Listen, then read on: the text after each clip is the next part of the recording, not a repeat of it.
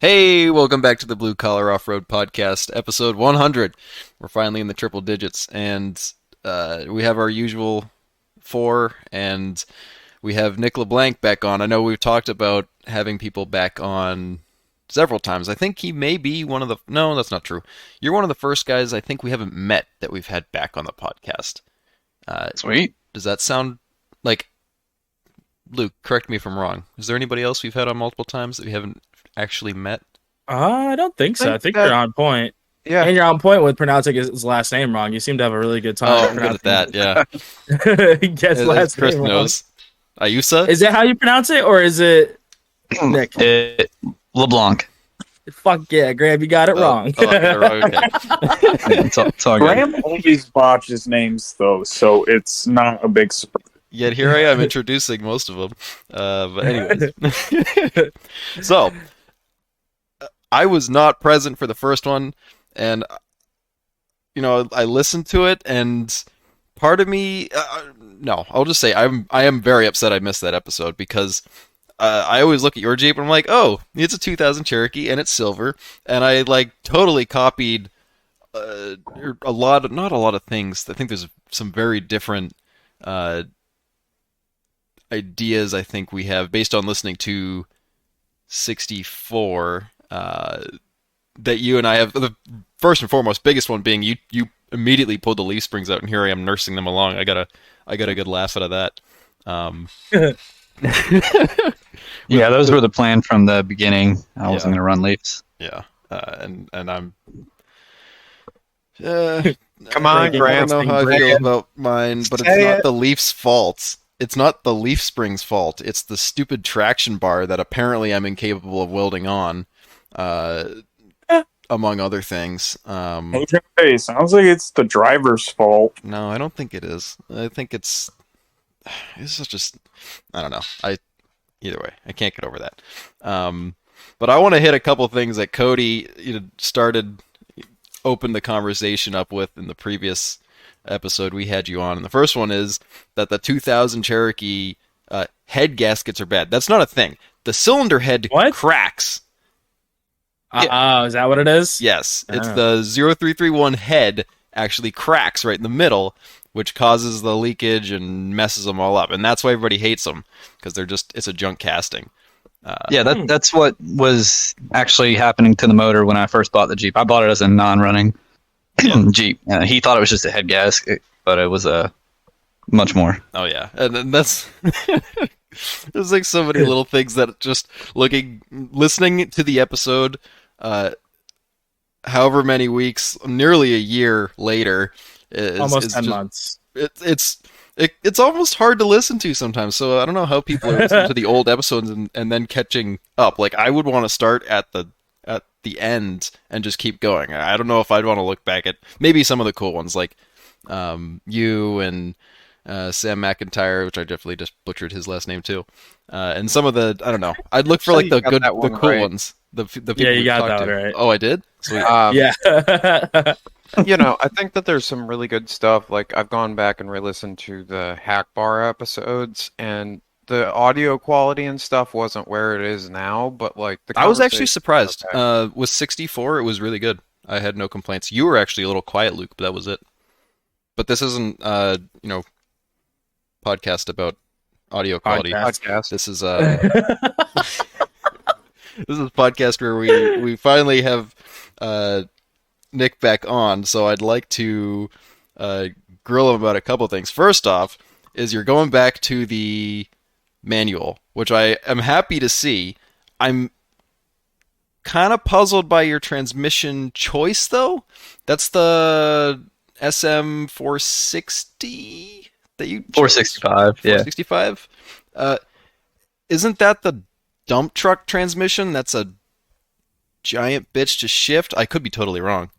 I mean, they get a reputation for it. They're really not that bad to shift, and I'm not really racing this thing, so it's kind of, I need something strong, low gears. Fair. Something I'll never have to worry about again. What's the gearing on it?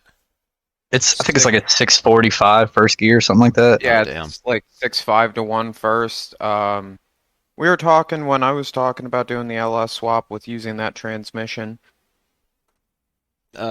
well, doesn't the Dodge NV 4500 have a pretty low first gear? It might not be that low, but I think it's close.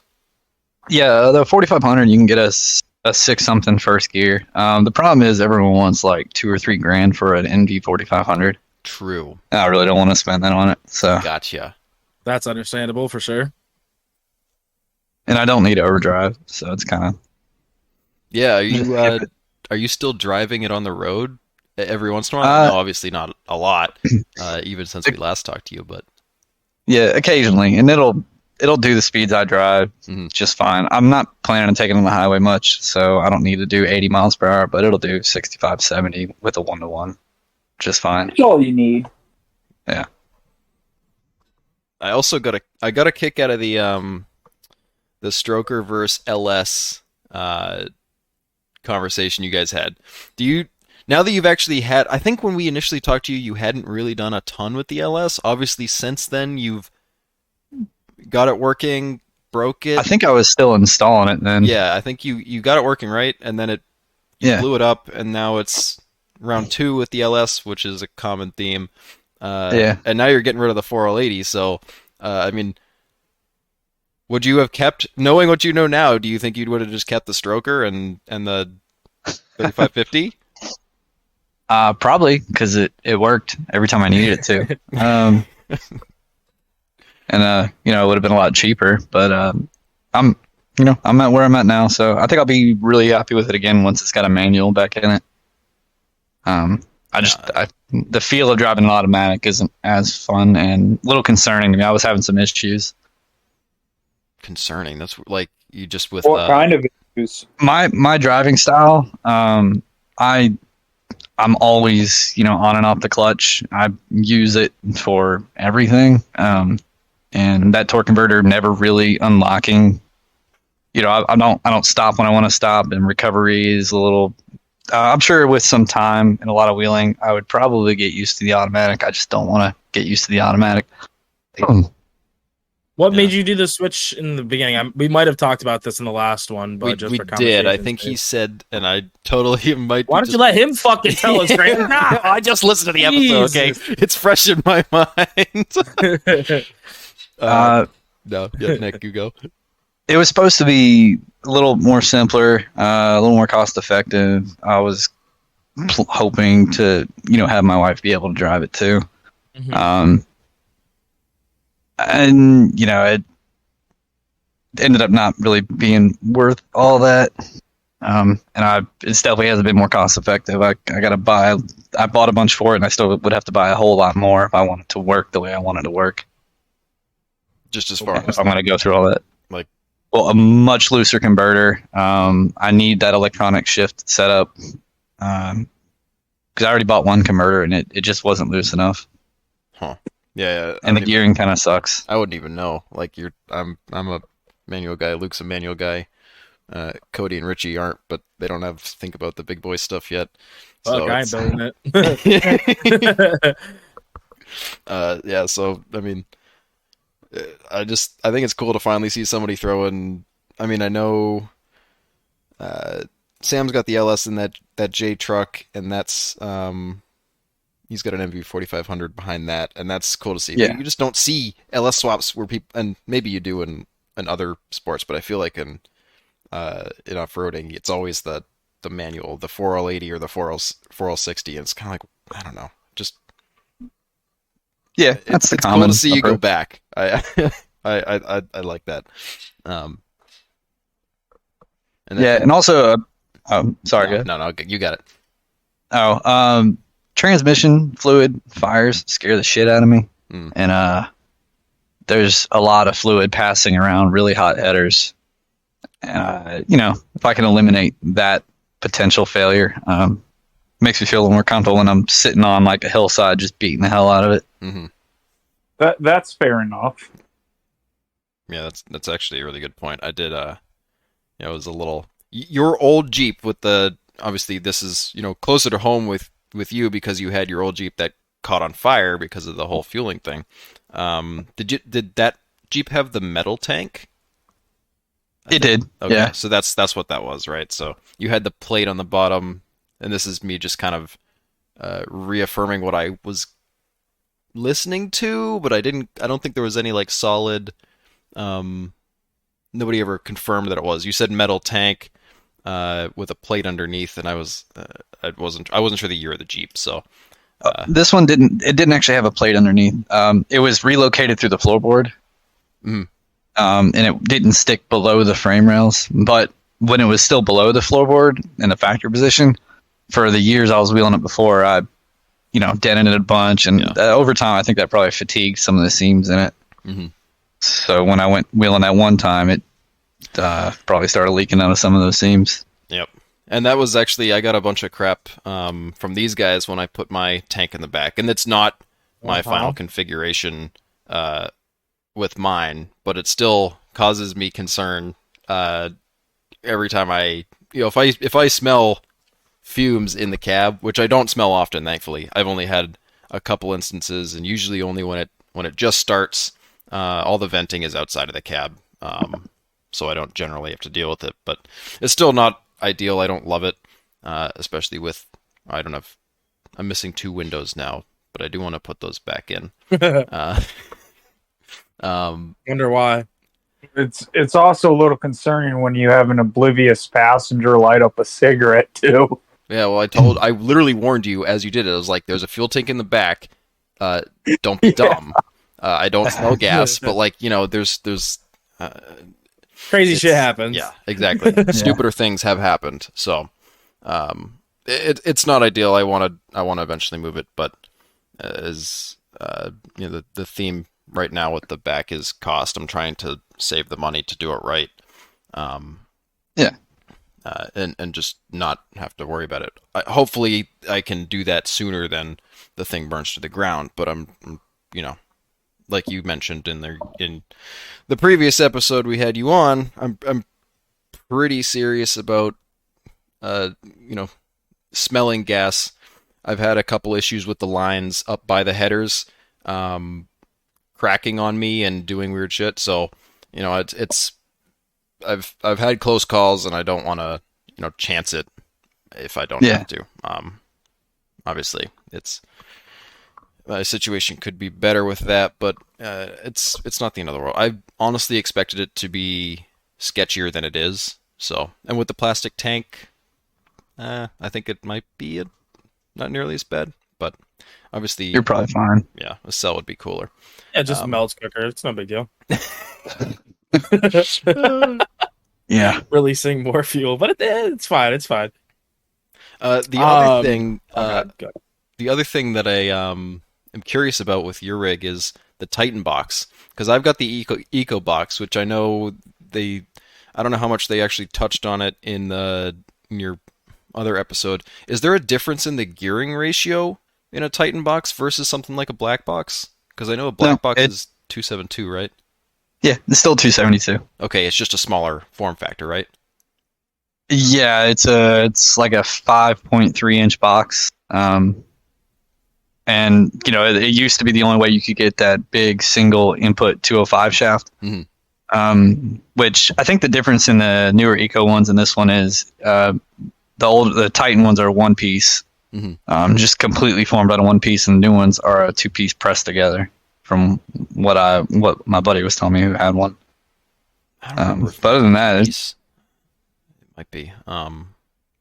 The original ones were, I don't know if they might have changed them with the changing generations, but when they first started doing the Eco Titan version. Yeah, I'd have to look at the pictures and see what mine is. I don't know if it is. I think it's just a. I don't even want to say it because I'm probably. I haven't looked at it in a while. I don't like taking it apart because it's a pain in the ass to get to.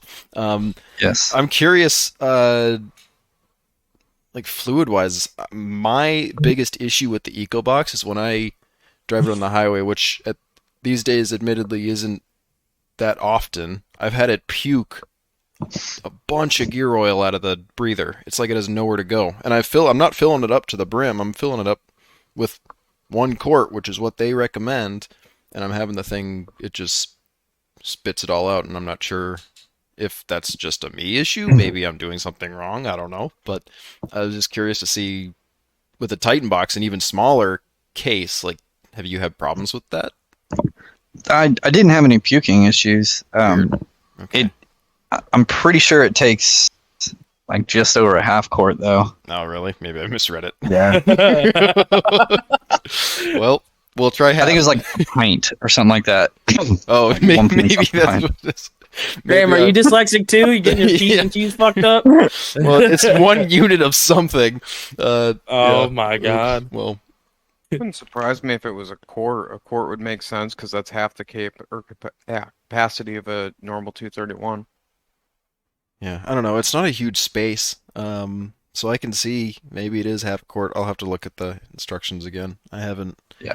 I haven't really looked at them, but either way, I mean, other than that, it's been pretty decent. The only other thing that I've had go wrong with it, and I think I was fixing it, and I think I've fixed it. I can't say for sure because I haven't driven it on the highway enough since I changed everything out to really know for sure.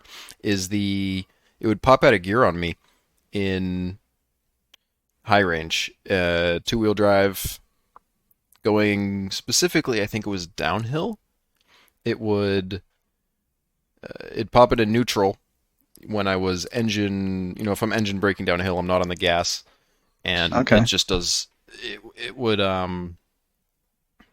of nowhere, you could almost, if you put your hand on the shifter, you could kind of feel it walk backwards, but then all of a sudden it would just pop into neutral, and then your only option is to stop to put it back in gear when you're going that fast.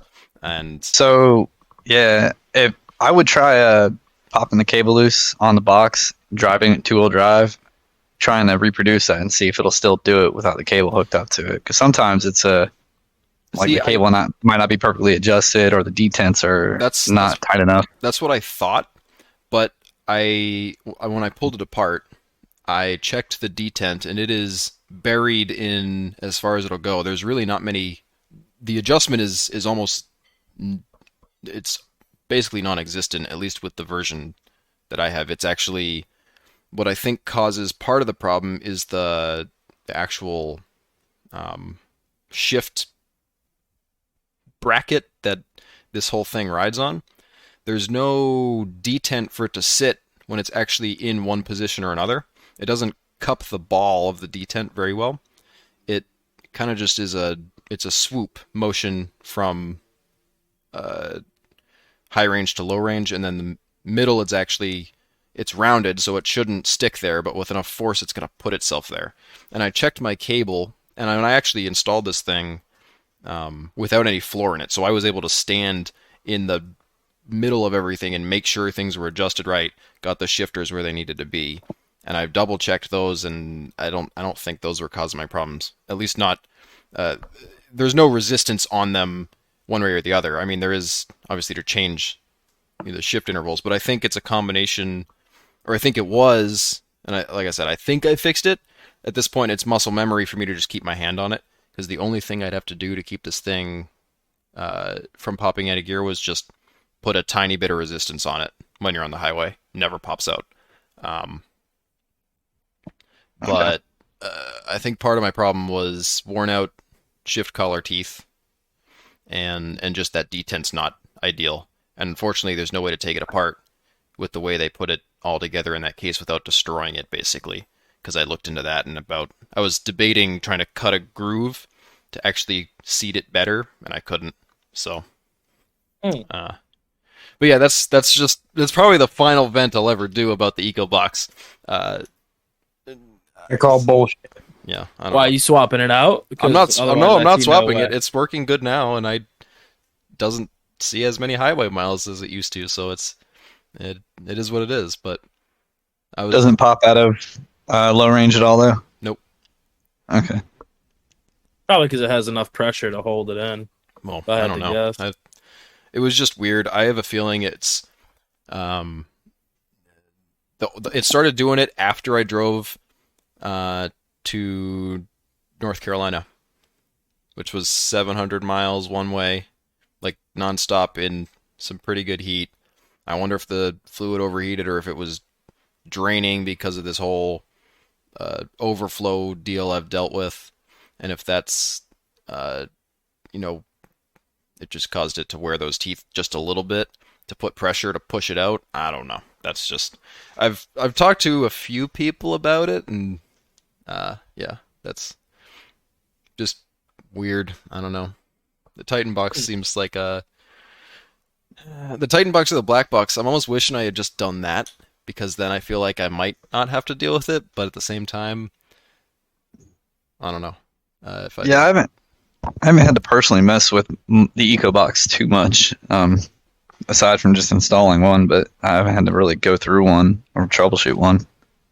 yeah, I don't know. It's just we can move on from it now. That's I figured I'd bring it up because I know the 205 stuff, Titan box stuff. Sometimes people have little tidbits on those that they uh, just have no other reason to share. So, I mean, like I said, I would start with the cable completely off of it, disconnected. my See if concern it with that is repeats. the only way for me to test it is on the highway. So then I have to wait for the thing to pop out of gear while I'm on the highway. Hope I'm in a spot where I can pull to the side, and then I have to crawl under the thing and put it back in gear while it's in neutral. So I have to be in like a, I don't have an e-brake because it's, it is what it is. Yeah, right. Right. There So you go. then I'm screwed until I find a very flat spot or I find somebody to hold my brake. That's so- a fair Well- concern. Right. I don't know. I guess. Yeah, I forgot you don't have hills in Florida. It might be easier for you.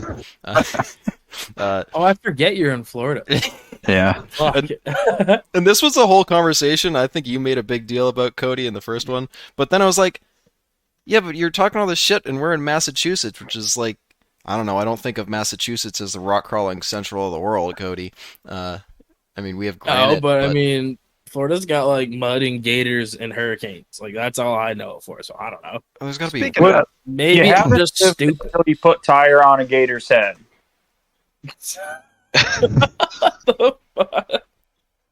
What was that? You're running over gators now, apparently. Yeah. How many Haven't can you? lived How until many you do you have put to tire stack? on a gator's head. Yeah. No, I haven't done that. Well, you haven't lived then. Right. Speaking of, how did the last hurricane treat you?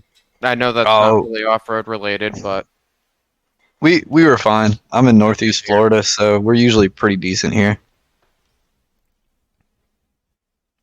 No. Good that's to good hear. to hear. Yeah. Oh my gosh. Yeah, I know. We all just we jumped in on that at the same time. What else do I got here? How the hell do you find silver body panels? I cannot for the life. Do you just like buy a full silver Cherokee and just take all of them like every couple years? I've done that twice so far. I haven't been able to find one recently, Okay, but I'm not that's alone. what I was doing. Yeah. Because I can't find anybody with a silver Cherokee around us, and we like things rust out here. Like there should be more rotted Cherokees that people are willing to just sell parts off for relatively No, cheap. it's all the right? green ones over here. That seems like what we always get. I is hate the green ones. the forest green.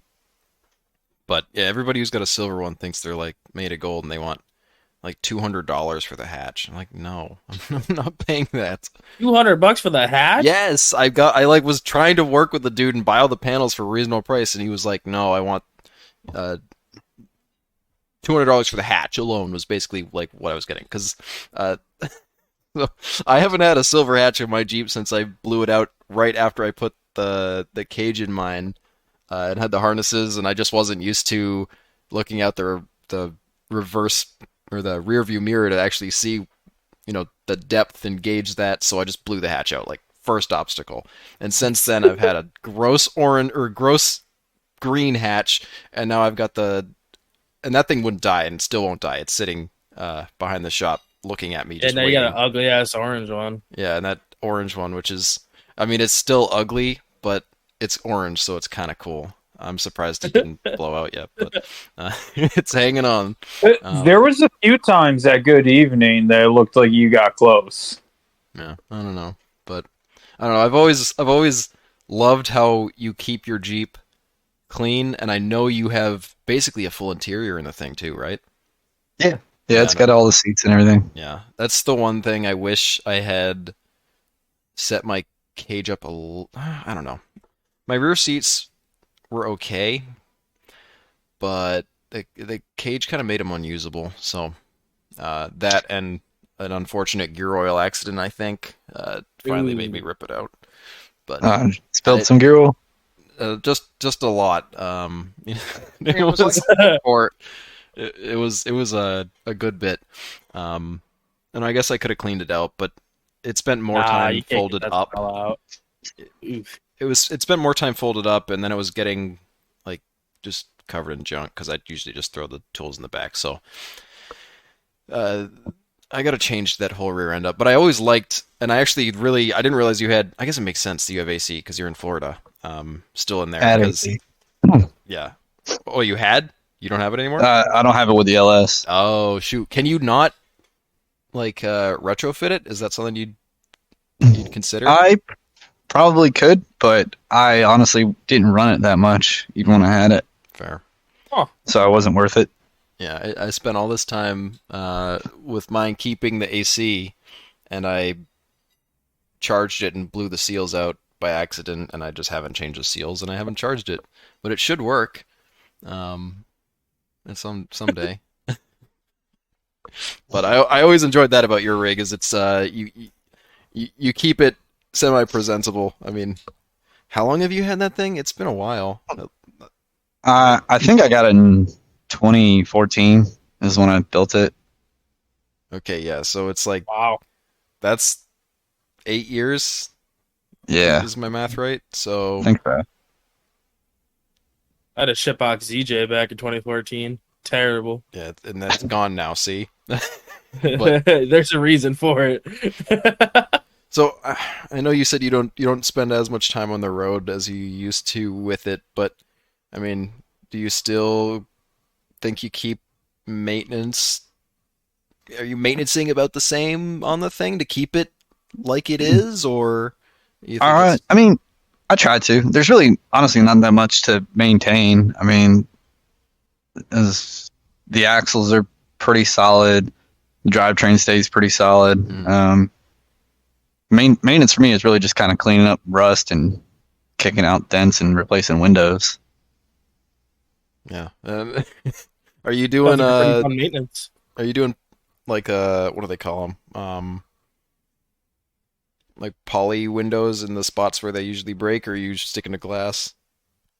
Uh, the doors will always get glass for me. I've already replaced the hatch one with Lexan, and I'm gonna replace the two rear ones with Lexan when I break the driver's side. I got to do the passenger side still, but yeah, I'm done cleaning up glass in the back of this Jeep because those are the first windows to break every time. Yep. Yep. I'm shocked I haven't blown mine out. That's actually a good point. You have massive ones, and I don't think I've ever seen you blowing up. I know you've blown the rear hatch. You spent a lot of time talking about that last episode, but it happens. I think I got lucky a lot of the time because I've seen them bent in quite a bit. But I'm gonna be pulling those and pulling the doors very soon. I Oh, don't know why that you sounds bother. like that X-Ray will definitely survive.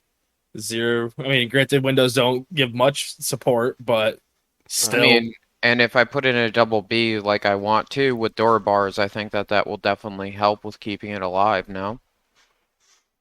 I remember when you used to say double Bs weren't worth it, so I don't know, man. Don't think double Bs are worth it to a point, but I'm also at a point now where the pillar itself is cracking. does it run? Have you fixed your fuel cell? I really don't want to answer your question. Oof. I'm sorry. I've got a zinger here. I forget who said it. I don't actually have. I have it here. It says you're not gonna wheel. Truest statement of the podcast. And I don't know if that was Cody to Luke or Luke to Cody. I think it was Cody to Luke. and it's Yeah, it's only Peach. partially true. But that stupid fuel cell has denied you every trip this year. I don't want to talk about it. Yeah, I know. It was a little depressing listening to the old episode and the new one, and all your plans just ruined by a fuel cell. What happens when you're gay? He's probably spent thousands on just replacement fuel cells for that or fuel pumps for that thing to keep it happy. Speaking of cells, what are you running in yours, Nick? I don't know if we talked about this in the last one. It's a 15-gallon RCI. What do you use for a okay. pump? Uh, Curiosity. Well, I guess it's the so LS it's now, but it's a factory XJ sending unit. That whole plastic setup through the top, and I've got it's a late model GM E85 pump. okay. It's off some 2500 so Like truck or flex some fuel mid-teens. pump, or is it like specific E85? It's a flex fuel pump, Okay, Yeah. gotcha. Okay. but it's got the volume to support 600-700 horsepower. Hell yeah, that's fucking cool. Are you getting 600-700 horsepower to you out of the old engine before it blew up, or is that just for No, no. pace? The old engine probably did 450, 475 at the crank, so it was nowhere near that. The new engine's got a little more power. It'll probably get some sort of forced induction in the future when I get the transmission Maybe. issues figured out. Probably a good call. Yeah. So you haven't learned from all the idiots of the internet saying leave your LS stock and it'll last forever. You're just like, nah, fuck that. Power is your. Well, I left the bearings stock in the last one, and they all grenaded. Dude, I was so upset when I saw that. Like, it's so. I hate that it's true, but everybody who does one, it does like two or three at least, until they get it right, and it makes me not want to do it more and more. And then I listened to the whole Stroker conversation from 64, and now I'm like, yeah, I'm probably just gonna keep the stock 4.0. I can break plenty with that. Yeah, man, they're reliable, and I don't give a shit what anybody says. LSs are not cheap to build. Everything on them is a lot of money, as I've found out. But Makes sense. If I want to go into third gear, I can just put it in double low, and then I can have enough power for third gear. Because I was kind of, I didn't realize how much of a difference the stroker actually seemed to make based on what you were describing. Because yeah, I can't touch second or third gear in single low. I've got to be in double low. So hearing that was actually kind of neat. Like there actually might be some merit in maybe looking into one of those in the future. I do like the reliability. I don't. It was noticeable for sure. Yeah. This whole conversation just hurts though because I can break a 4-liter. No, I don't want to hear it. You can probably break an LS easier. You probably can destroy one of those so much faster. Especially just don't rev the shit out of them. The thing that I think I've gathered is that from talking to Dee Dee and the Praters, ED. yeah, Dwight, Dee Dee. Oh, sorry, I didn't know you had cute nicknames for each other now. No, that's just what fucking Casey and John call them, so it's kind of rubbed off because it's his So it's a Instagram name name drop is thing. DD something. I got it. Gotcha. But basically, their thing is set the rev limiter. If you're going to go higher, don't go to the moon because that's been what's really hurt a couple of the other motors. And don't run, I forget what, it was one of the Holly systems. I don't think it was the Terminator. I think it was the one that doesn't plug into the factory sensors. You have to rewire basically the whole motor for it because it only has one side O2, so the other side can be detonating and you won't know. Sounds exciting. And then those Holly. What do you run for a control on yours, Nick? It's the factory GM-PCM, and I use HP tuners. Gotcha. Okay. Because I've heard, and I actually Casey does too. As he runs HP tuners in his. Yeah, I know some of the Holly systems are hit or miss. I know Timmy Clark's buggy has had issues, and I don't know if I imagine he's solved it by now, but he's gone through multiple Holly computers, and it's just I don't know if there's again I don't know have enough backstory on that. Maybe we grill him about what's going on with his Holly computers, but he blew one up. The computer just died, like I don't know where. And then last I saw him at Fall Crawl this year, it was same story. Computer just wouldn't fire or wouldn't do anything. So uh, I don't know. And then I've got Holly EFI on my little Jeep truck thing, and it's great until I have to unplug the idle air control valve because it doesn't know what the hell it's reading off of its O2 sensor, which is all my fault. But like, it's just fiddly. Like it shouldn't. I feel like for how much you're spending on some of those systems, like to have them fail like that kind of sucks. And I'm sure Well, you can also, get a rematch. you're running. And are these people who are complaining about them getting them tuned, or are they just running them off the Holly Auto? Like, I mean, tune, I whatever the fuck? assume Tim's running his based on what Holly recommends. I know he's from what he was saying, he's talking to a guy, and I'm pretty sure he had somebody tune it, but it was I mean, it was a hardware failure. It wasn't a tune problem, right? It's the actual box itself wasn't great. But I know that this is sort of going off track. That the single side header O2 thing is stupid. I agree. I'd rather stick with the factory computer.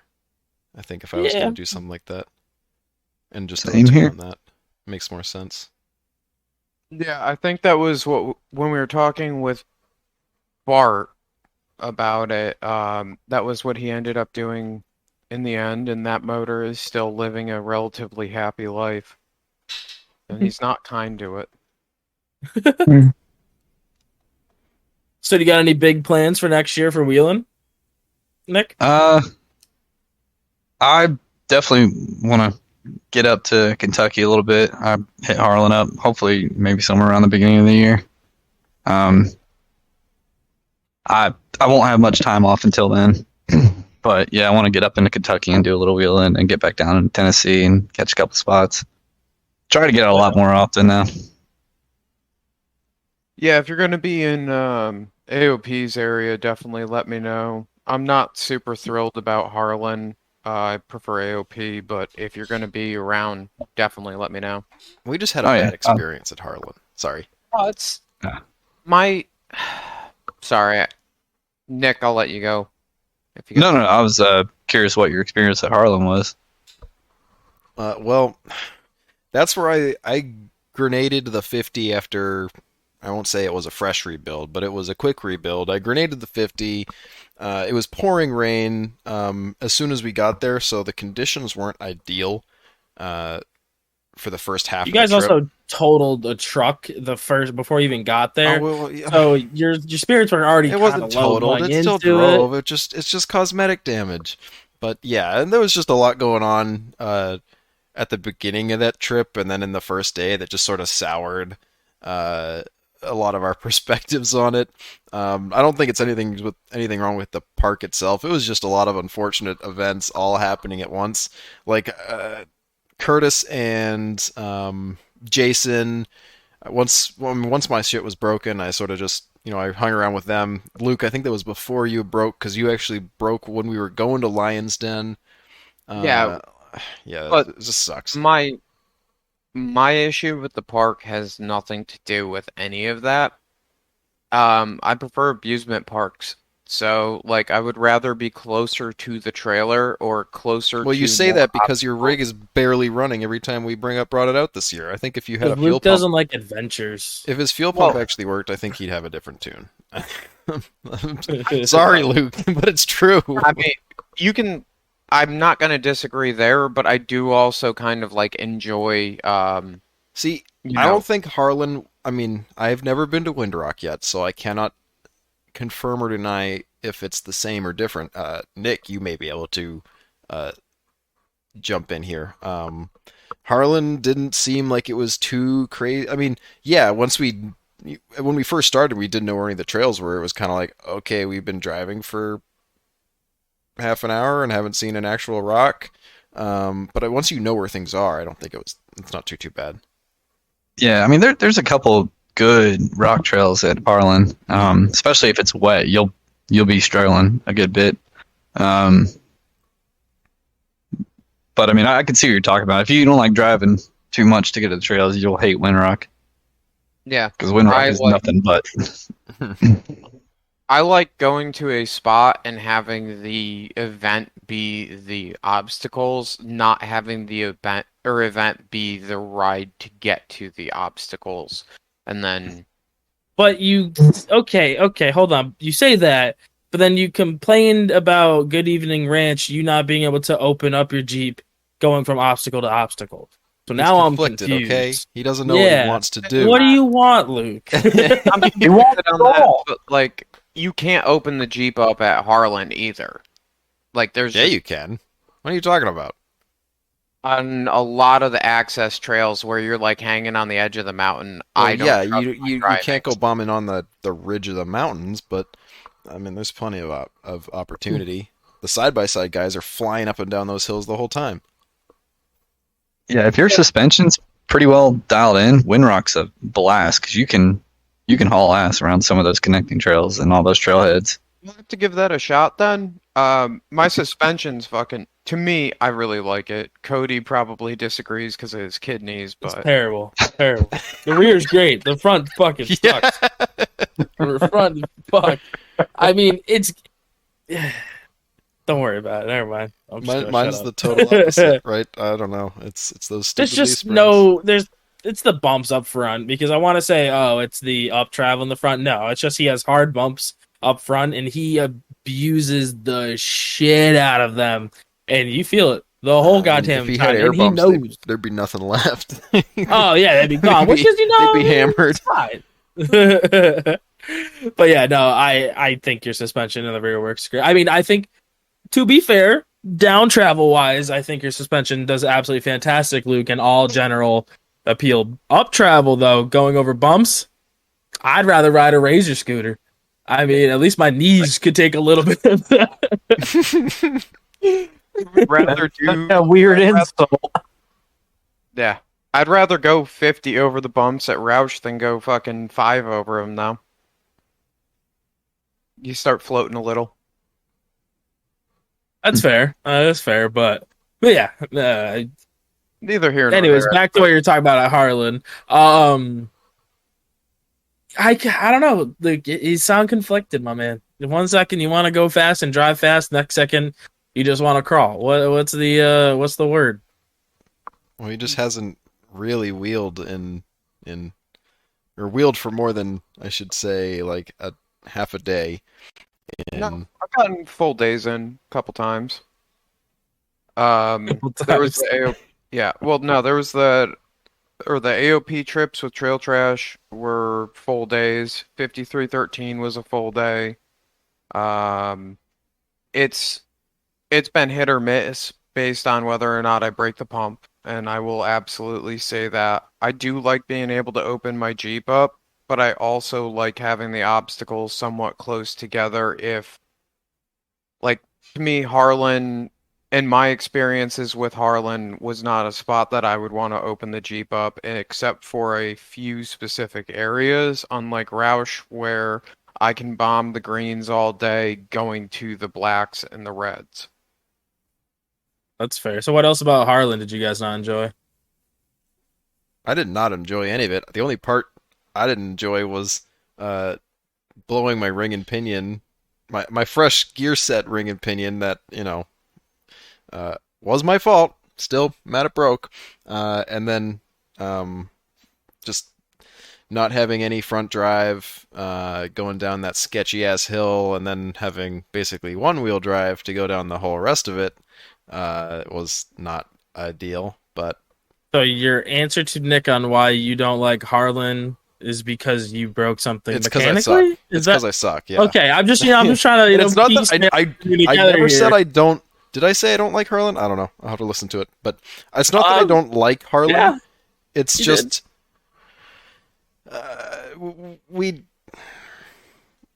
we didn't have the greatest luck, which I did say already.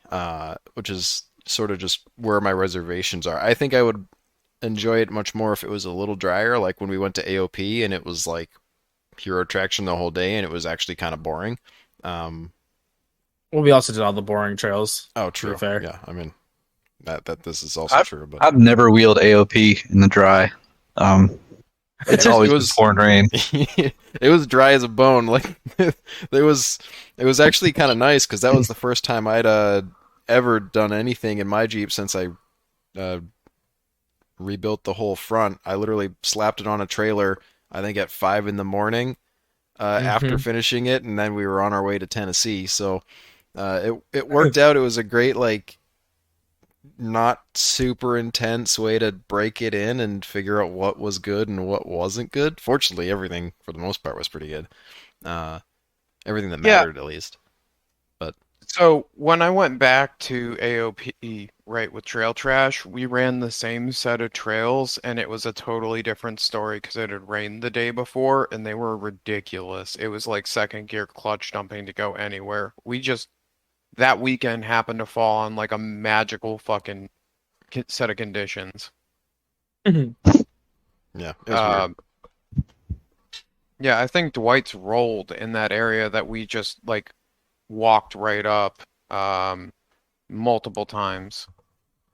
Well, I mean, I could see it. I guess if it's really slick and you're just playing ignorant. It's a good way to put it. So I got a couple more things from the previous one that I want to bring up. You're breaking 14 bolt shafts. Now, did I get this right? You were breaking 14 bolt shafts with the 37s on the because that had that didn't have 1 tons. So you were breaking 14 bolt shafts with what size tire? The first one was a 40-inch MTR, and I actually broke it at Harlan. The second was... What's that? No, sorry, keep going.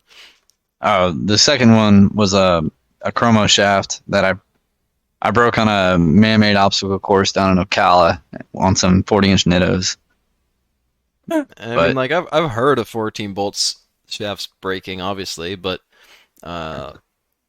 Okay, well, that clarifies it. For some reason in the conversation, it sounded like you had broken 14 bolt shafts in either your other Jeep or in an earlier setup or something when it was on smaller tires. I was like, damn, but that makes more sense. And I didn't realize RCV makes a rear like 14 bolt shafts. I thought they were more for the CV style stuff, but I guess that makes sense if they can do that. Yeah, those have been great. Fronts and the backs. Yeah, do you think those were worth the money? Have you? I mean, obviously they're a good chunk of change, but you don't have any more fuse there, right? Yeah, in my opinion, I think they're worth the money because I haven't had to open that 14 bolt up since I think 2016, 2017 when I threw them in there, and they've been great. So I broke the Yukons 2 or 3 months into having them, and I broke the stock shaft. First big trip on 40s. No, is it like I don't think you guys actually like dove into what axles you have in that thing.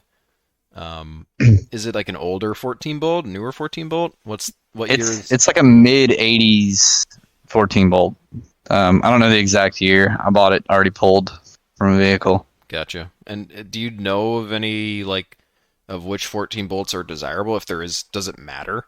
I know the newer ones with the ribs, I think, are technically stronger. I could be totally wrong, but yeah, the housing's supposed to be stronger on those, and I think like a 2-year spread, you could get factory disc brakes on them.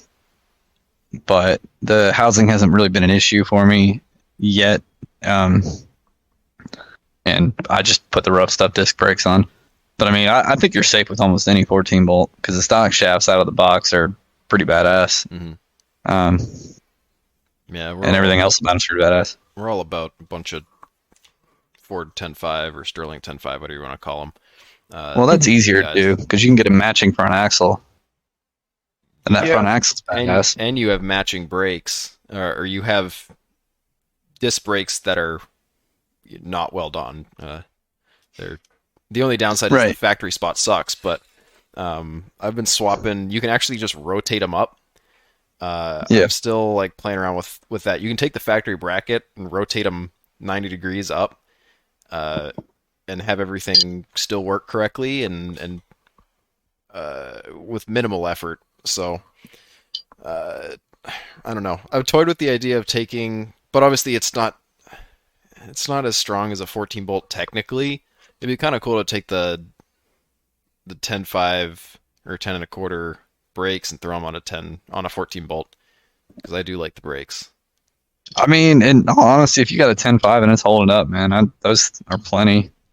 Yeah, I And you mean, can do. like I said, I wasn't planning on swapping it, but if I ever had to do anything in the back, which will happen eventually, I do have a 14 bolt just sitting there. Like, I don't know. I got to re-gear the 10.5 anyways. It's the gear set isn't bad, but I ran it low on fluid for 1,400 miles at the very least, and it's a little pitted. It probably will go, but I'm not touching it till it does. Yeah, I'd keep it unless you're breaking ring and pinions. Yeah. Because there's a few things that are better on the 10.5 that the 14 bolt just doesn't have, but Yeah. What do you? it just There we go. There's a question there. What do you think is better on the 10.5 versus the 14 bolt? Since you have a 14 bolt. the tubes are better. A lot of the 14 bolts they're inconsistent in the tube thickness. The axle shaft sealing is better. The way it seals the actual hub. Oh, that's is a little more because secure.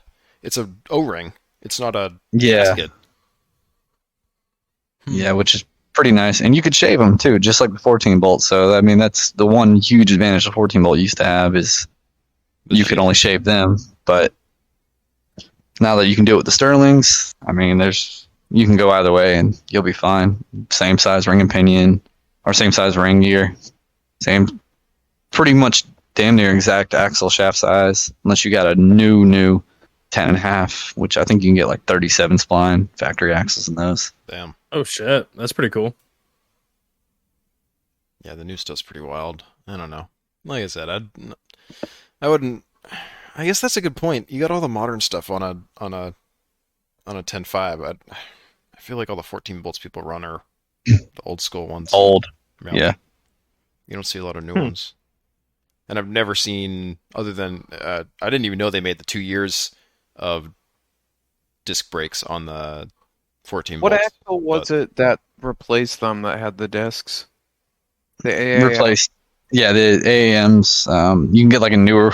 They call it like a 14 bolt AAM, but it's nothing like the old 14 bolts. And it's huge and it's fucking weird. And some people run them though. I just like my current Sterling because it's cheap, easy, and worked. And the axle itself has never given me any major issues. The only thing I'm starting to run into is I'm starting to grind the bottom of the diff housing pretty good, and it's starting to cause the diff cover to leak.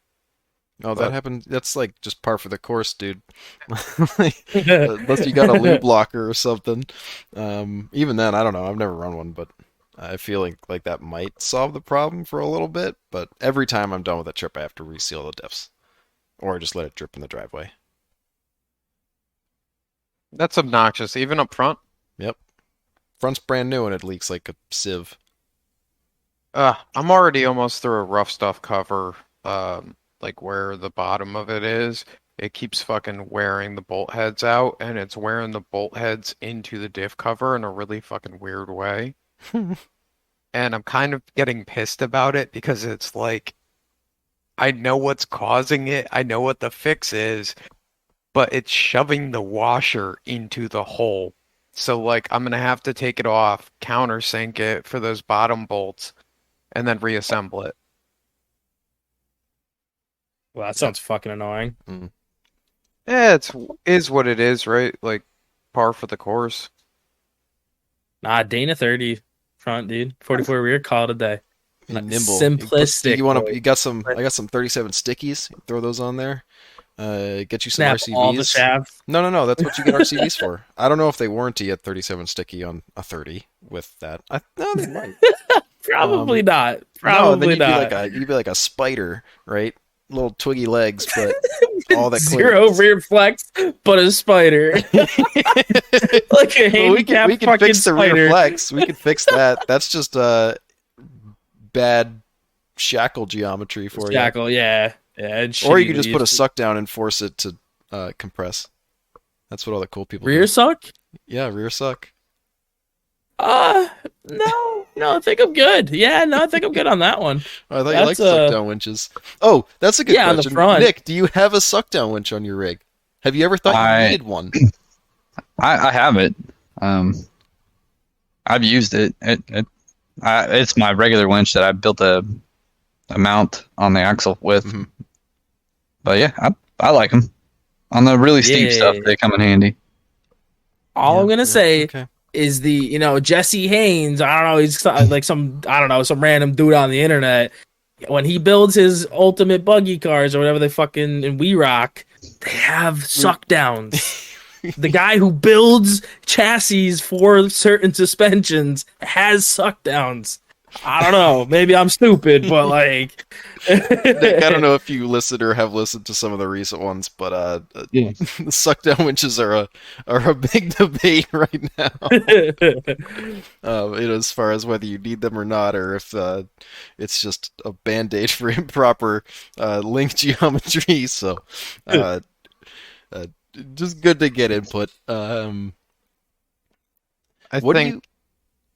Sorry. No, what were you gonna say, Luke? That's fine. I think it's just kind of becoming a fucking meme at this point. It doesn't Oh, it actually is. matter. Is there any merit to having one or not having one? No. It's just fun to make fun of. Yeah. Suck down winches? I don't know. One or the other. So, what do you run? I know you have a very flat belly on your rig. That's something you talked about pretty heavily on the previous episode. About the compromises as far as the your right foot and the driver's side being a little cramped because of drive shaft clearances. Also, I definitely want to get more info on your front 1480 drive shaft thing. Okay. I want to see pictures of that or something at the very least because that just sounds wild. I've never heard of that. Yeah. I got it out now, so I'll take some pictures and send them to you. Sweet.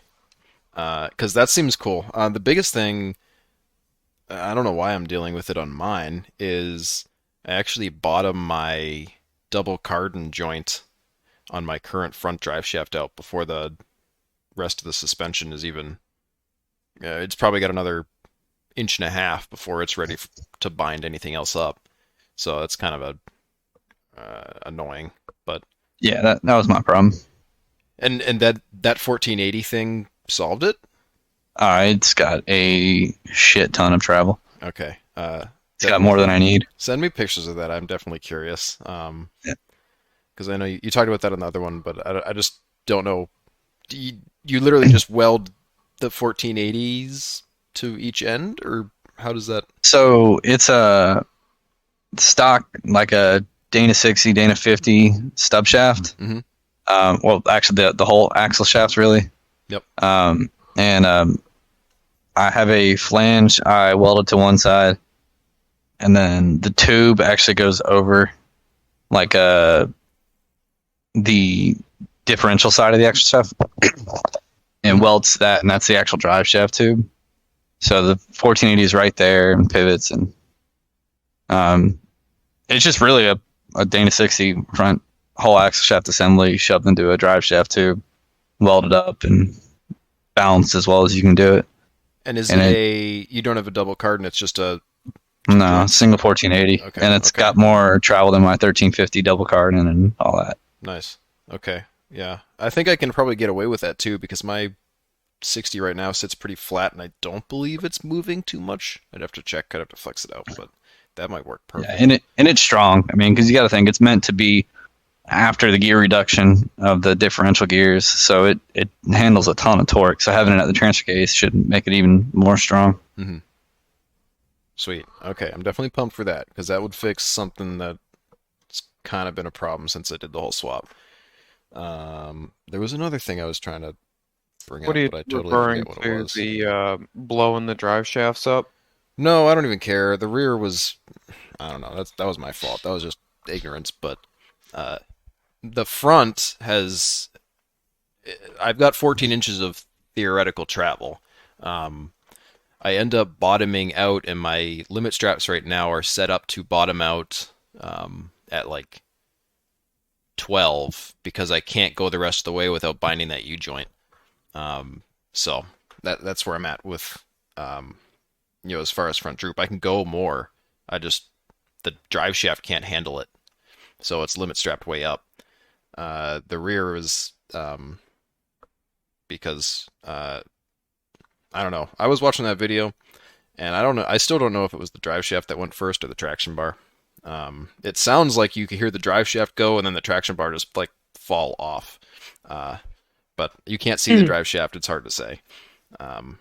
Third gear low with a regular tired 4.0, and it still destroyed my not the weekend, but destroyed my drive shaft, and now I've got to do the traction bar again. All the more reason to just not deal with leaf springs. But they Sure. ride Fair pretty point. nice when they when Yeah, it they all do is ride working, nice. working correctly. I fixed I was scared I wasn't gonna be able to get that shackle angle working right.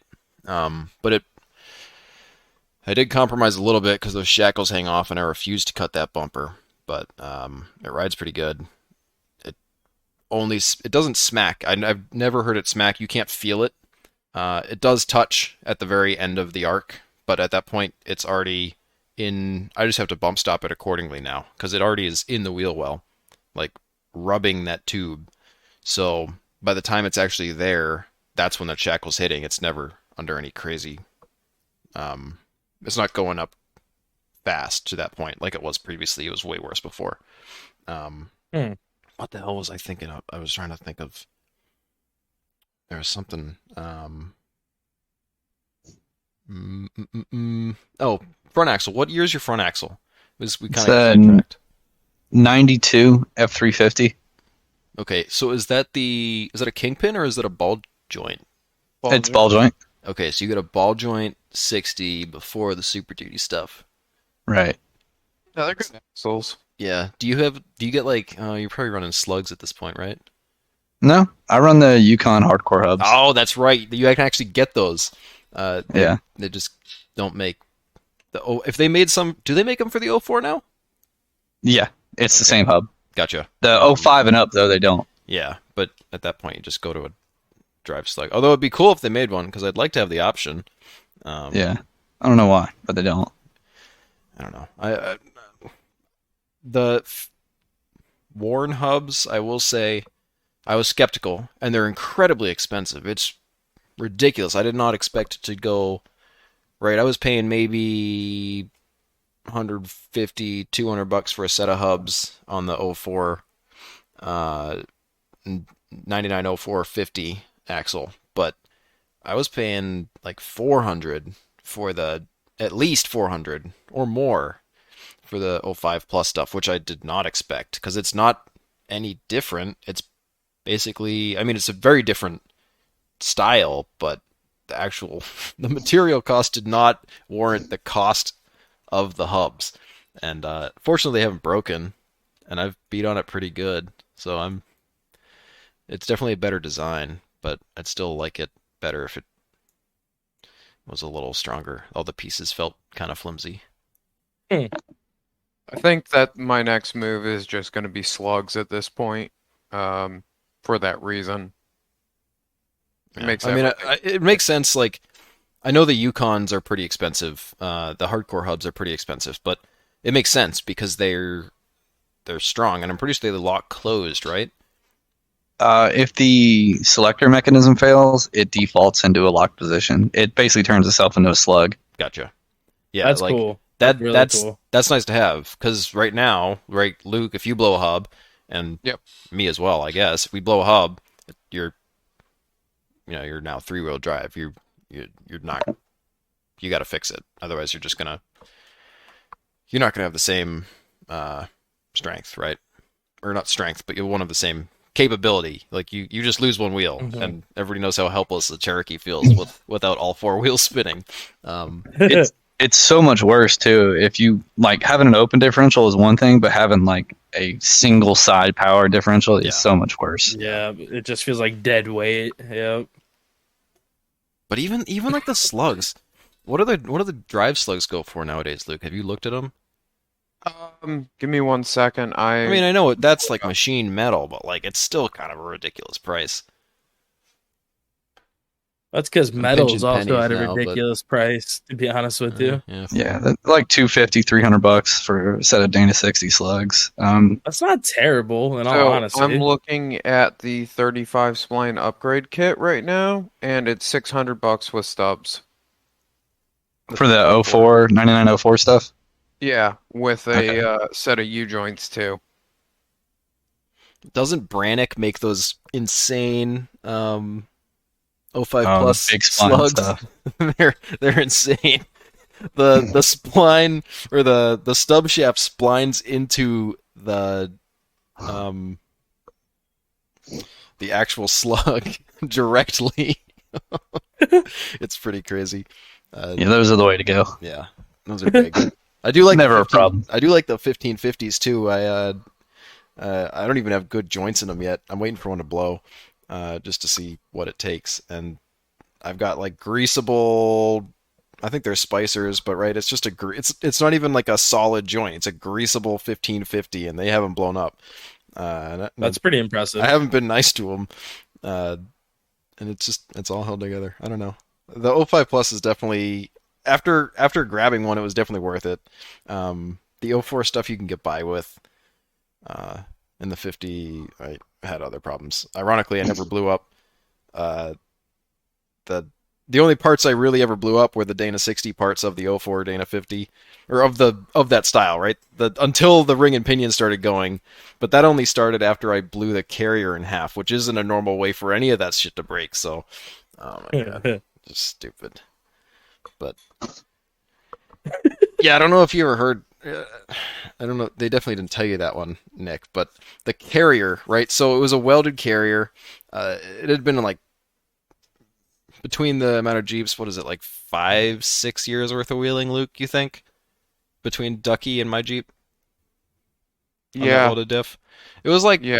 a solid amount of years of pretty good abuse, but only on like 37s, like not crazy big axles. And the carrier when we were at Roush 2 years ago at this point? Yep. 1 year ago? I don't know. Yeah, I guess two. It split in half. I think due to just the it must have been welded in too hot. Not blaming Luke or anything, but it was welded in hot. It probably had stress cracks, and it just slowly worked its way. It split the ring away from the actual body of the carrier, and just Well, that thing caused a also giant lived a mess. really fucking rough life. I know, it was just a weird break. Like I figured when it broke, just the way it was acting, I don't even want to know what that thing was doing inside the case. The gears looked moderately okay, obviously unusable, but they weren't broken. That was the crazy part is the gear set was actually intact. They were marred up, but the carrier is what was broken. Just strange. Hmm. Yeah, that Yeah, was a very it was probably common affected a little bit. Yeah, just a little bit. thing. What else do we got? I don't know. I'm almost out of questions from the old one. We might have to ask you new questions here. Um, All right. Been letting you go on a roll. I know you have been. You guys haven't been. Been slacking. Let's see. One more thing. The only other thing was the under gearing. I know you guys kind of talked about that. With the 410s and yeah, it's night and day with just talk. They were talking about, and this was early on in the last episode. It's kind of out of nowhere, but having 410s with your doubler. Did you do that with Uh, your old Jeep? I had 410s in the old Jeep. I didn't have a doubler in the old Jeep. Oh, okay. Yeah, I'm probably not even worth bringing up, but yeah, undergeared with a manual sucks. Basically, Yeah. is what I got out of that. And I agree with that. I did it for one trip, and I was like, no, we're changing the gears. Just then you're riding the clutch the entire time.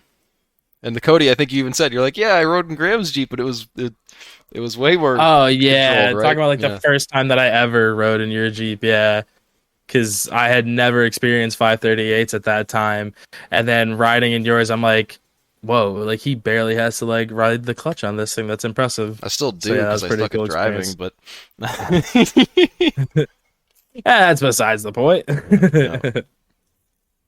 But yeah, okay. So I guess what else have we got? You got anything from you, Cody? You've been fairly quiet. You've been letting me do all the work. I've been quiet because like I don't know if my internet is like lagging behind, so like that's why I really haven't been talking, because I didn't want to like accidentally interject on somebody. You So don't I sound you know, behind. well, that's good. That's a good, plus.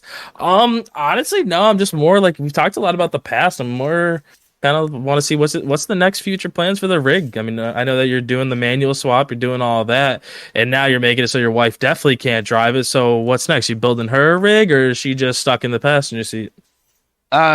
Passenger seat for now. Maybe in the future I'll build something else to let them ride around in. But Is usually that when I go to something the that big trips, it's just me. Anyways, is that something that she'd be interested in, or no? Is that not really her style? She more just wants to uh, pal around. interested because I would be going there. But as far as like not interested enough that she would ever go do it herself, it'd always be a Mhm. 2 rig trip at that point. That'd be cool. Yeah, that Oh, gets yeah. hard to do though. Well, I guess not if you buy a gooseneck and all that, but No, even still. then, it's still a pain, right? It's just more work, right? Yeah, Dragging. unless we take that Jeep instead. Which if I take a Jeep underbuilt compared to mine, Yeah. I'm gonna regret it the entire time, That's actually or I'll okay. break it. Cody, I got it's sort of a spin-off, but it goes along with your theme here to the, towards the future.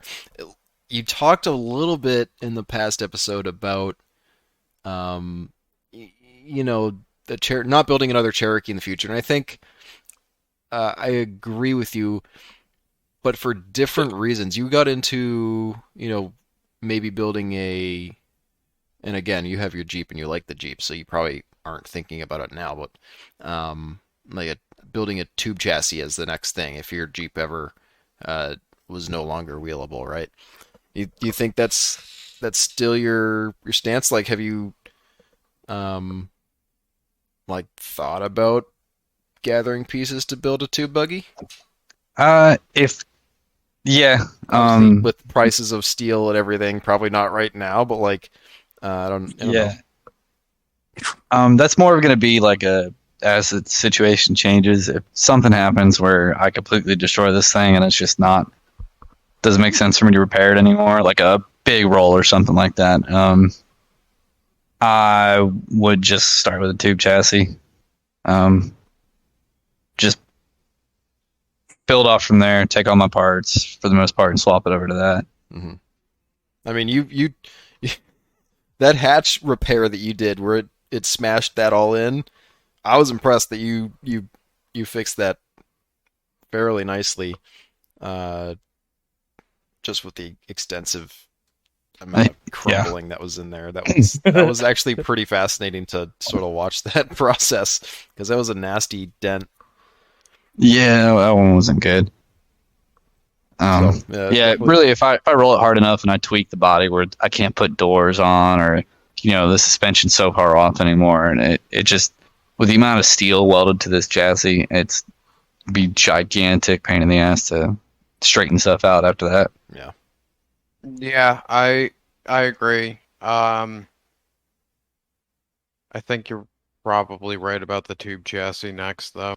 Like, that's just where I'm at with it. I'm starting to See- draw the plans. And this is where I like almost disagree, because you mentioned not having constraints around a factory body. I kind of like that. I mean, I agree. I wouldn't build another Cherokee because I've I've done that. I've dealt with those constraints, but I almost feel like a tube chassis almost takes the fun out of it, unless you're building. And this goes to another thing is that you mentioned about not liking about the Cherokee is how compact things get to be. I think the buggies that are the coolest are the ones where they jam all this functionality into really tight tolerances, and it's just all very, very well thought out, right? And I think it's the same amount. It's the same problem, just in a different package. If you're starting with a factory vehicle, obviously it's more annoying in some ways, but I don't necessarily think that starting with an existing platform is a bad thing. So No, it depends on the goals, man. Yeah. Some of the people I wheel with these days, they're all in buggies at this point, anyways. So it's kind of there's definitely some noticeable issues I face trying to squeeze through some of the trails they squeeze through, and it gets pretty top heavy too. Like I'll never be able to shave enough weight off this thing to where it's not top heavy. You think it's just because of the halo and whatnot, or no? It's because just the cab's full interior. It's got all those electric seats still. It's got carpet. It's got that full dash. Gotcha. All them doors. That's a good point. I mean, as far as performance goes, if you're looking for raw performance, you're right. Yeah, you'll never beat a purpose-built tube buggy. Yeah, I mean, I'm happy with it. It keeps up just fine. It's just if I had to start over, I don't think I would start with an existing chassis, because I have my own plans for suspension geometry, which is just almost impossible to fit practically in a Cherokee body. I mean, it can be done, but the sacrifices you make to fit it just the geometry numbers don't end up right. Yeah, and you mentioned that in the last episode, actually, where you either cut the body up to the point where it doesn't really match what it was before, right? It's basically a tube buggy with extra steps, or you're compromising on your suspension and design there. So makes sense. I agree with you. I think it cleared some things up for me as far as just parts of that old conversation. So,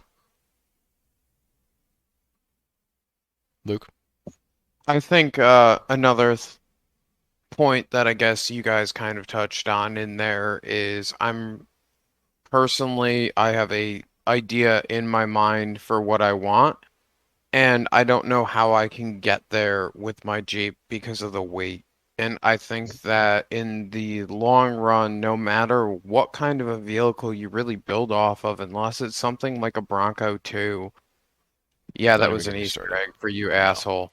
That it's very hard to find something small enough or light enough to get to the weight that I want to hit. I want to be at sub 4K with a V8 and tons. Well, yeah, you got to start with nothing. Yeah. Start with feathers and 4K? Yeah. Okay, that blows my mind, especially for the fact of, I'm going to bring it back to the Jesse Haynes chassis. Like, a lot of those cars are sitting at 43, and they're nothing. Like, I'm pretty sure I haven't seen it in a while. Those are the ones that literally a box, right? With like Pretty Penny. You know what I'm talking about? Like laser nut buggies. Those are literally, granted, okay, hold on, we're going to step back a little bit. That's with like, I forget how many pounds of water in the front and rear. I think it's like 120 in the front, 80 in the rear. So, but still, they're over $4,000. So, Luke, just take that in perspective. These guys are running Ecotechs with 9s and granted 42s and 20s. It's going to start adding up, but still, I'm going to throw it under back 4 to, is like Eric Swenson was running lead shot in his tires, and he weighed in at 51. So, like, it's entirely doable to hit. Like, and when I say the build goal is sub 4K, it's the thought of building to the idea of that and having the room to miss. And even if I miss, I end up in the 45 range compared to the 53 range that I'm at now with far more capability. You know what the old racer saying for the best way to save weight? Go on a diet. Hey, I'm down 20 pounds. It's okay. Hey, that's 20 pounds off, man. Now you can add that to the water and the tires. You're set. Honestly, I don't think I would ever really run water in the tires because I don't know what I would really want to do, and I would really have to question how that would work. Nick might be able to school you on that. I think he's run water in his tires before. Yeah, I've run water in the USDs and Treps. For what purpose? I mean, it seems like we talked about it last episode, so I don't want to harp on it too much. But No, I don't what think was you your did. purpose? I don't think you touched on it at all, unless I wasn't paying attention. Weight ballast. It helps Well, on some of duh, the but- bigger ledges. I know that, but I'm saying, like, where were you? Was it for like a competition? Was it just to see? Like, what was the purpose for you running them? Not the reason to run it. To keep up on some of the obstacles with some of the people I deal with. Few of them do run water. And it makes that much of a difference? It makes a noticeable difference on some obstacles. On other stuff, it hurts, but on some of the bigger, higher climbs, it definitely helps. You feel it. Hmm.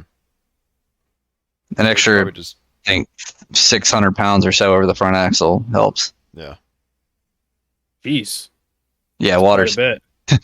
I fill it up above the wheel, the top of the wheel. God damn! How did you get water in there? So you just like DB'd one side and then just chug a lug in, or how did you get it in there? Deflate the tire, jack it up off the ground. It's still mounted to the Jeep, but I have a hose that I built a little adapter for, and I just slide the hose over the valve stem and just pump city pressure in it, and it fills it up. And I actually have to stop occasionally to bleed the air off because it starts like 50, 60 psi at some point. That's shit. And I just keep doing that until it's full up over the wheel. How do you know when it's over the wheel? Yeah, that's what I. So it's on the jack stands, the axle, so I can rotate the axle where the valve stem is at the top of the wheel. Oh, okay, got it. And I listen for it because you can hear it either splashing, and when it stops splashing, you know it's now filling up past the water level. Mhm. I pull the hose off, and then it drains down to the top of the valve stem. Gotcha. And- Okay. Pretty good. That's pretty cool. Yeah. I wouldn't have guessed that he would have had experience with that. Now, does so that's pretty RCV cool. warranty water-filled 40s? If they don't know about it,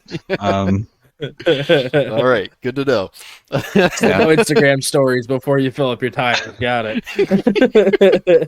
I'm pretty sure Yeah, he's might got a wanna- video of him rolling on some main road with water in the tires, or the caption Oh, yeah. made it apparent. It was I got a kick out of that one. So how much weight does that add per tire? Because it's got to be like a decent amount. I got to 300. imagine a 40 is going to be like 25 to 35 gallons. Maybe less. I don't know. I don't know the total difference in water weight. I know with the Treps and the aluminum B-locks I had, I was sitting, I think, at 375, 380 pounds per tire. God So damn. essentially, you're adding almost 1,000 pounds. I only fill the front, yeah, so. Now fill all four, and you're Why really would you getting do that up though? there. No, you only need to fill the front. No, you could add some to the rear. I just Yeah. wouldn't add as much because then you're ruining the ballast. No, it's just a heavier vehicle. I think like some of the comp crawl buggies actually fill all four wheels, but They do. yeah, I Actually, haven't. I'll tell you in 2 seconds. I'm gonna ask. So, like Cody, though, going back to my point, though, you can shave 800 pounds probably in water weight. Because if you're talking 375 a corner, my rims and tires with the Nittos that I'm running right now are, I think, 129 a corner. So, 375 minus 129, you're shaving, almost 800 pounds off the total weight of the vehicle, not to mention not having the sheet metal. I That's think fair. I want to say it's Chris Cinnamon or Shinneman. I don't know how to pronounce. There you go. Should All right, now you're just being Graham, dude. Um, sorry about that. I had a piece of like hot fucking pepper stuck in the back of my throat. So Very I think professional. his rig is like 36 or 35. Yeah, but That is it a samurai based buggy with It's basically all nines? tube at this point, and it is on nines, but he's got 60 outers front and rear. So, I mean, obviously you're going to pick some weight up there, but that buggy is stupidly light. I think realistically, like if you build to hit sub 4 and you end up at, like I said, 42 to 45, you're still doing far better because the majority of your weight still ends up being in your front axle, your tires, and all of that. You're not holding the weight of all of the sheet metal and crushed dreams.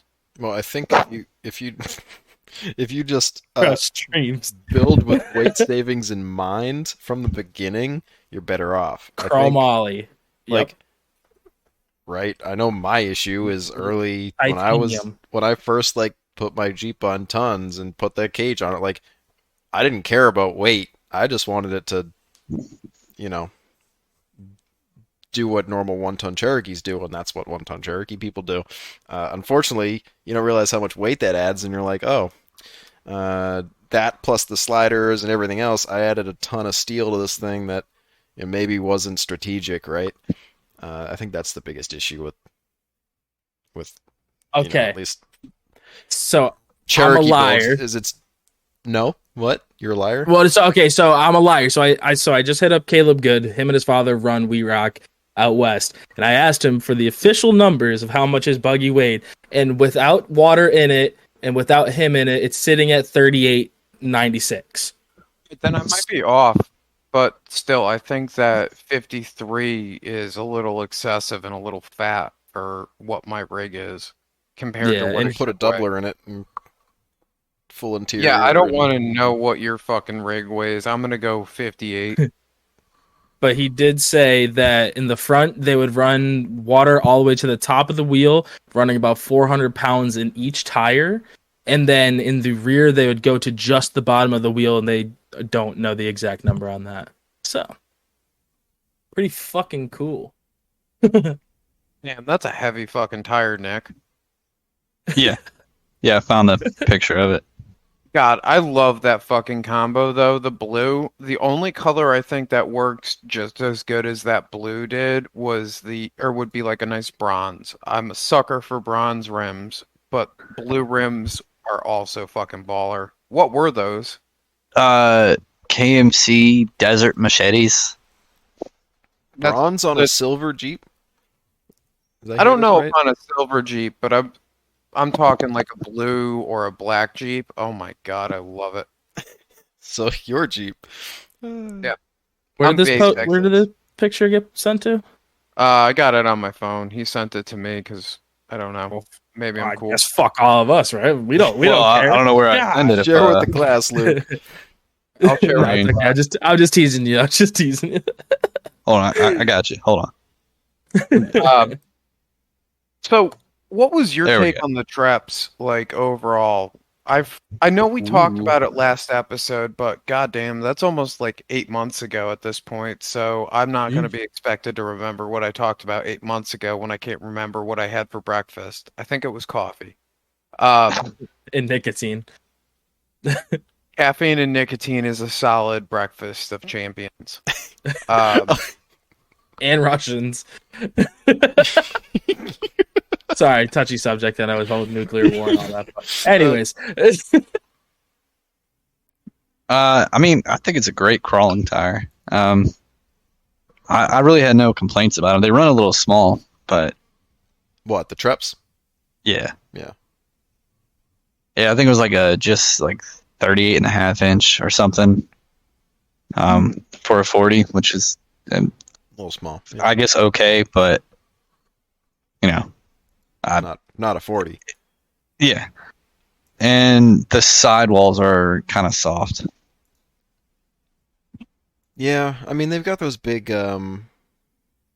like luggy things that kind of protects it, but I know what you mean, right? The actual meat of the sidewall isn't. I don't know what the differences are between those and the radials that I have run. The radials that I ran were pretty good. They'd slice the sidewall occasionally.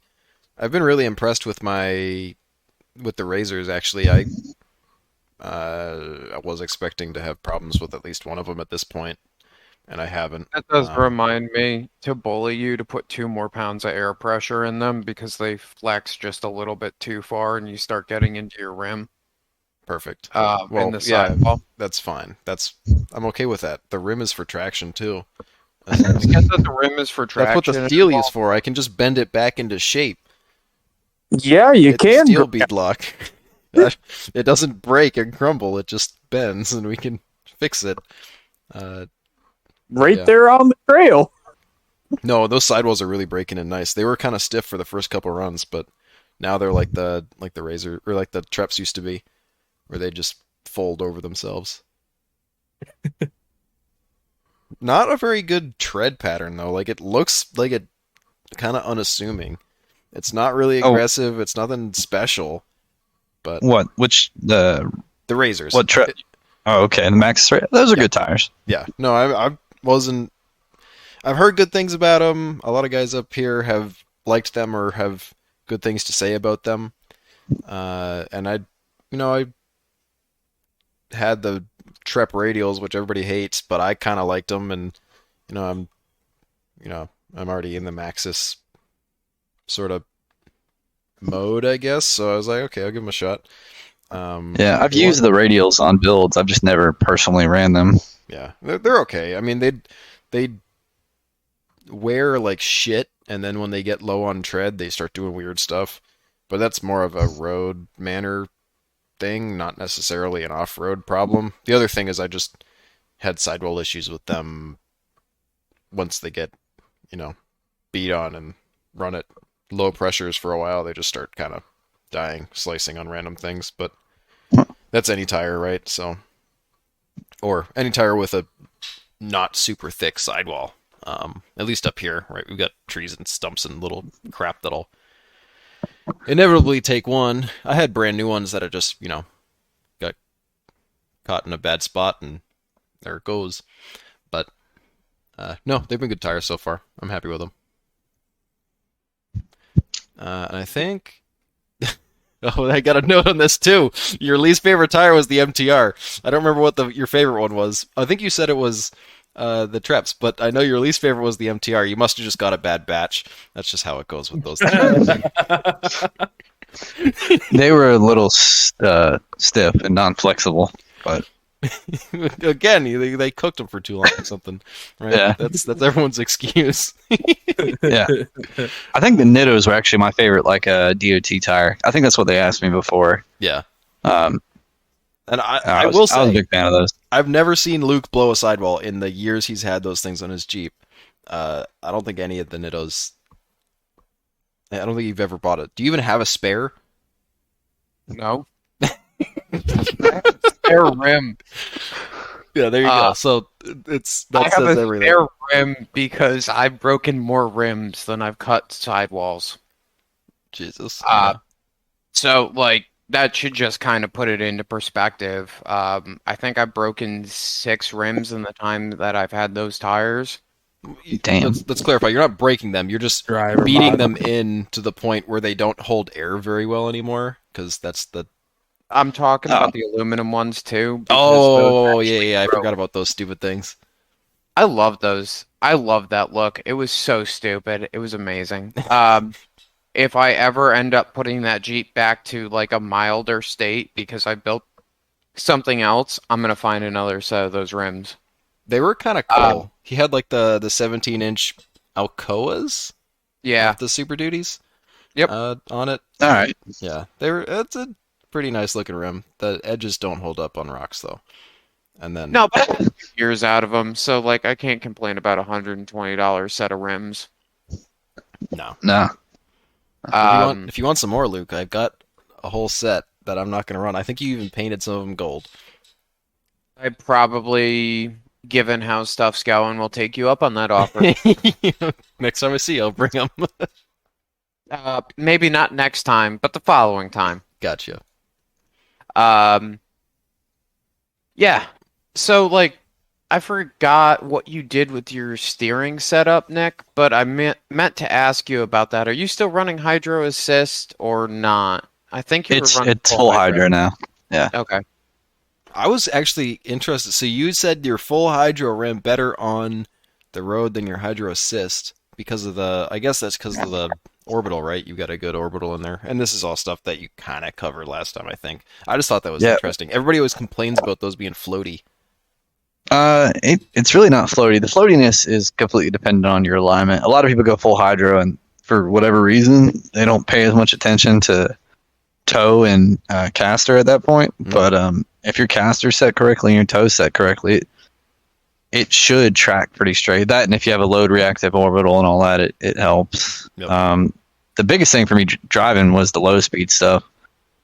Street driving with hydro, the low speed, sometimes gets kind of hard to turn. Doesn't like low RPMs and low speed. But the full hydro, every speed it performs the same. Interesting. That makes sense. Yeah, I mean, I don't know. I guess with just a 4.0, you kind of have to wind it up to do anything. So I never noticed it on the road because you're wound up usually higher than 1,000. Right. When you're getting parking lot kind of stuff. Yeah, too. yeah. I don't know. You know what I always found interesting is why like desert racers like load react full hydros. You mean don't like it? No, they do. They prefer it. Yeah, because road feel. It's but just for racing wise, I'm surprised you would want. I mean, granted, I'm sure with I don't know. I'm not fucking well in tuned with all of that, but wouldn't it mitigate some bump steer not having it? But you also wouldn't know. So never mind. I guess that's true because all of a sudden, if you're a full steering wheel turn off and you're trying to go fast, well, it's not going to end very well. So never mind. There you go. Sense. You answered your own question with Cody. Well, yeah, because it like recenters it. Yeah, never mind. I'm a fucking idiot. Don't worry about me. I'm stupid. I mean, it's a decent question to ask, and there's a good reason to ask it. So I can't fault you for asking it, but yeah. I don't know why people. I mean, is there a valid reason for going with a non-load reactive orbital in a? I don't know. I'm saving a few dollars, really. Cost is the basic one because you can get. There's a lot of forklifts and stuff out there that run hydraulic steering on a much larger cylinder. That is much. It's a larger cylinder, so the flow and total turns lock to lock, if you start doing the math out, actually ends up really close. Mm-hmm. But they're non-load reacting, so it ends up making the orbital almost junkyard part. Yeah, that's a good way to look at it. Otherwise, I really couldn't give you a particularly good answer. I think that on something like a moon buggy or a strictly crawling buggy, it really doesn't matter that much. But even on Ducky, I noticed the load reactive orbital a lot and was really appreciative of it. Yeah, well, I know it helps if you can turn when you don't have power and whatnot too. That's always a plus. For getting off the trail and stuff. Yep, yeah. I've done that. Is there dump releases on full hydros? I just realized I've never really asked anybody. Or is there let's say your vehicle dies and you need to move it? Can you still turn the wheel or no? Yeah, you can still turn the wheel. Oh, cool! I didn't know that. Never knew it. Yeah, it definitely bypasses some, but if you turn it, it's still trying to turn the wheel. So if you're at speed and the motor dies, it's really easy to get yourself safely off the road. Cool, that's good to know. Never knew all that. You actually did because you mentioned it just barely in 64. Oh yeah, let me just hold on. Let me just go back to my fucking brain, pull that one out really quick. Sorry. You don't even have to. It's all recorded conveniently on your favorite podcast platform. Yeah, plug, motherfucker. Plug the podcast on the podcast. Let's go. Man, Alrighty. we're a group of weirdos. Yeah, and I actually um I got one more thing, and I think it'll bring us pretty far here. Nick, you mentioned if you were gonna build another Cherokee, not that you would, you think you'd go with a buggy in your next build. But if you were to do it all over again with a Cherokee, you mentioned that you'd probably just use a bunch of the off the shelf parts that they offer nowadays to do it instead of doing all sorts of one-off stuff. So I thought that's kind of an interesting question. Like, I don't know how familiar you are with like the newer off-the-shelf parts for Cherokees, but if you were gonna go and like build a 1-ton Cherokee from start to finish, what parts would you use? I really like that Iron Man setup that's out there now. Mhm. It looks really well thought out and pretty good geometry, along with that big old skid plate it's got. Yep. I was kind of a fan seeing that. And it looks like it would take care of a lot of the problems people, have with packaging stuff. Mm-hmm. I haven't used that one. I have put the Alpine Peak one in. That's pretty cool too. I'm interested to see how the skid plate holds up on it, but it's the same concept. It's a front, rear, 4-link belly kit. It could be a 3-link or a 4-link, whatever you want it to be. But it's it's newer. I don't know if I think Rockstrok's the guy's in Rockstrok, so he was initially talking about it there. But it's pretty neat. I like I said, I haven't played with any of the Iron Man ones, so I don't know the major differences. Is the Iron Man one like completely flat between the frame rails? Are you talking about like height wise? I believe it sticks down. Gotcha. I don't think it's a full flat belly, but I think it's contoured in a way that helps it out. Yeah. And you get that with the production stuff. Yeah. I mean, They don't want to sacrifice floor. Yeah. And honestly, having clocked my 205 pretty flat, I don't know if it was worth it. Like, yeah, I've got a pretty flat belly, but my stupid cross member still hangs down stupid far. I don't know if I really gained anything. And I still hit the 205 on stuff. Like, it still smacks things occasionally. It's got protection sort of around it. I don't have a crazy belly pan, because I haven't found the need for one yet, honestly. The 205 doesn't really care if it hits stuff. As long as it doesn't snap the transmission. But it's got a mount on the back, so it can't move very far. Okay. It's not just held in by that transmission mount, but I don't know, because like you mentioned in your previous episode, like you have to cut a bunch of the floor out and clearance a bunch of things. When I did it, I actually cut my entire floor out and redid it all, and I don't know. I don't know if it was worth it to keep that high belly.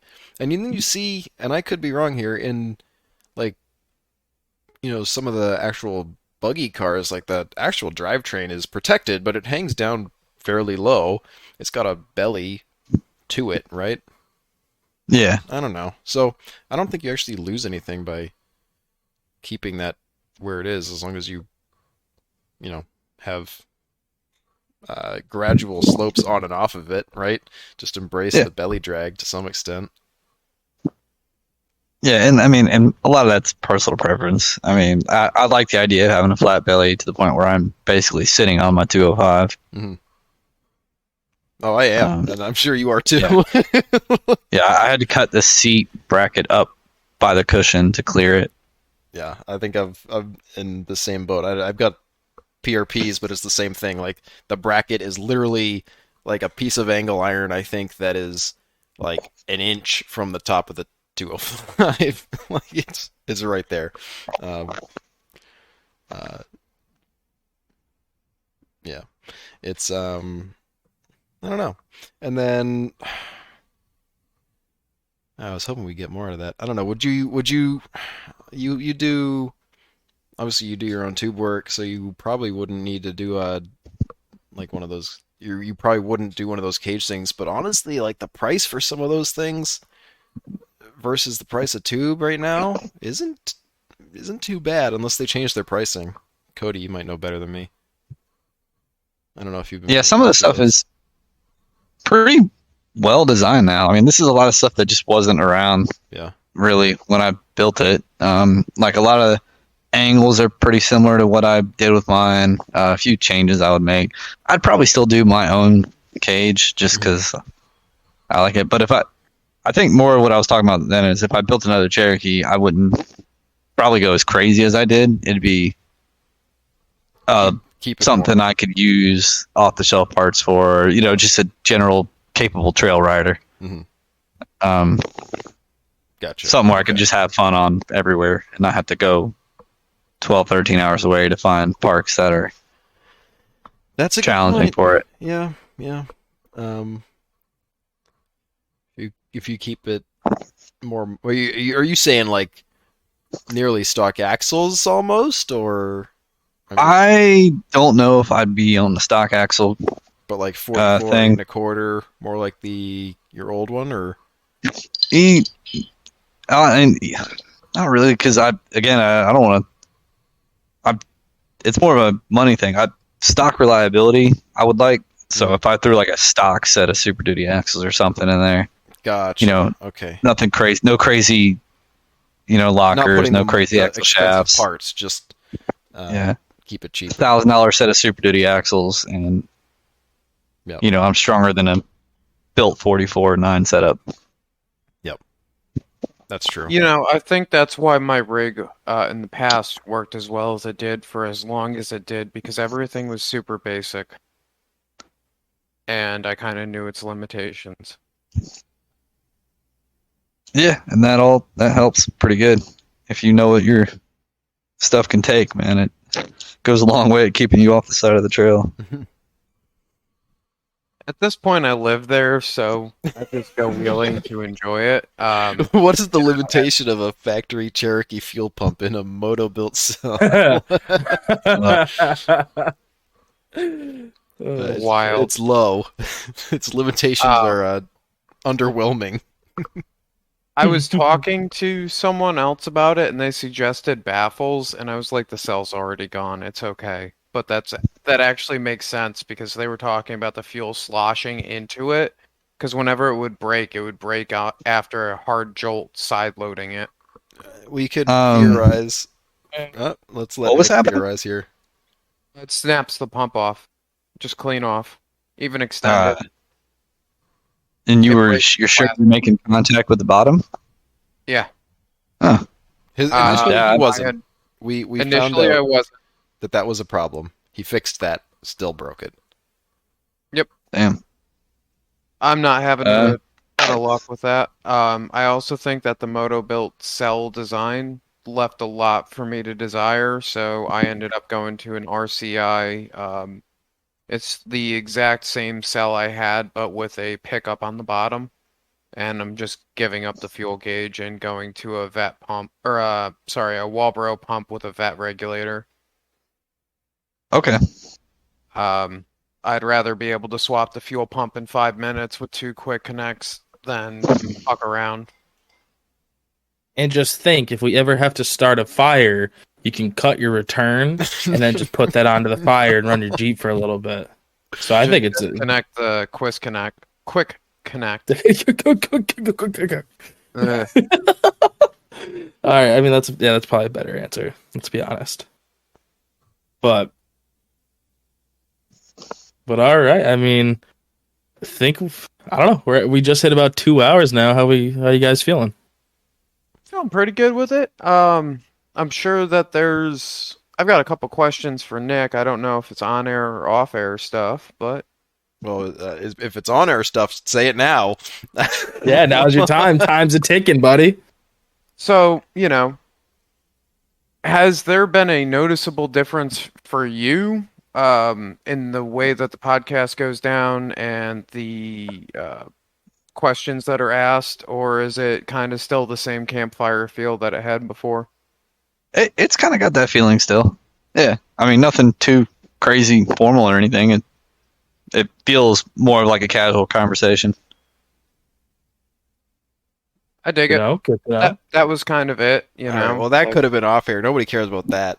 that's why I I said mean- I don't know if it's on air or off air. So like, well, I asked you, and I you got made put the on the- judgment call. It was just the wrong one. Alrighty. yeah, that's fine. I'll make it. We can cut it. I mean, it's any- not the end of the world. No. Any closing statements here? Yeah, I do. I have a question. I need Where a did Richie small go? and Richie had an emergency to go take care of. Gotcha, So don't worry about okay. Richie. So I don't know if we used to do this on the old, 9 months ago or so. Do you have any small animal facts or like a crazy Florida fact Oh, for we us? haven't done one of these in a while. I know.